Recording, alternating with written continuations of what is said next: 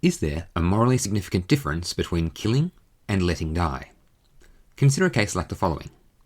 You are an intrepid ambulance driver. In the back of your van you have 5 people who are badly injured following a terrible accident. You need to rush them to hospital in order to give them blood transfusions, or they will shortly die. Unfortunately, to get to the hospital quickly, you have to cross a very narrow bridge. And on this bridge, there is an innocent person who happens to be out for a walk. If you drive over the bridge, you will run over this person, or you will force them to jump off, which will lead to their death. You must either run over them, killing them, or you must drive them off the bridge, also killing them. If you wait for the person to get off the bridge, unfortunately, it'll be too long, and the 5 people in the back of your ambulance will all die. So the case seems to involve the following options. Option 1, drive over the bridge, killing 1 person and saving the 5. Or option 2, refrain from driving over the bridge, saving the 1, but in that case the 5 will die. So notice, the case involves a contrast between, on the one hand, you can kill the person who will die, or on the other hand, you can let the people who will die by processes that are already in train. Some people respond to pairs of cases like this by trying to resist the idea that there's something significantly different between killing versus letting die. One way I hear this expressed is the thought that by not driving over the bridge, one would be killing, in effect, the 5.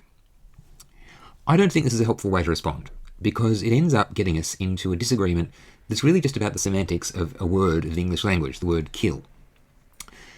Instead, what I propose is to rephrase the case in a way to show you that there is something of interest in sort of up for debate here, whether or not we agree as exactly how we should use the word kill. So here's the alternative way I would describe the case. On the one hand, I can drive over the bridge, causing the death of 1 person as a result of positive actions that you take, or refrain from driving over the bridge, causing the death of 5 people as a result of your failure to take a particular action. So notice I didn't have to use the word kill. What I did, though, was I distinguished between causing death by your actions versus causing death by your failure to take a certain course of action. That seems to me a good approximation of what people are talking about when they usually distinguish killing from letting die. So from now on, I'm not going to worry about the people who are hung up on how to use the word kill anymore. I'm just going to say killing and letting die, but if you want, you can translate it back into this language instead. So the question is, does this distinction between killing and letting die explain why some actions are permissible and others are not? The thought is that there's something especially bad, maybe, about deaths that come about as a result of killing, or that the action of killing is especially bad, and so it's harder to justify than letting people die. Here are the 2 broad strategies that seem to be particularly relevant when considering this question.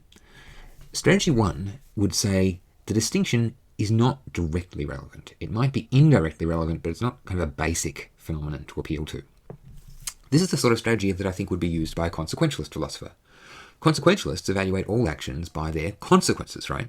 And killings, probably, quite often, have different consequences from letting people die. That's a big generalization, but typically killings seem to cause anger, fear, and distress. And deaths that are caused by inaction, in contrast, tend not to bring about quite such dramatic emotional responses. So for these sorts of reasons, killings might, for a consequentialist, be harder to justify than letting a person die.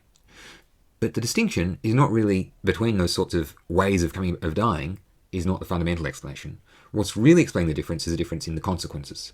If we can find a case of letting die that has very bad consequences that are similar to a typical killing, then this case would be just as hard to justify as a typical killing.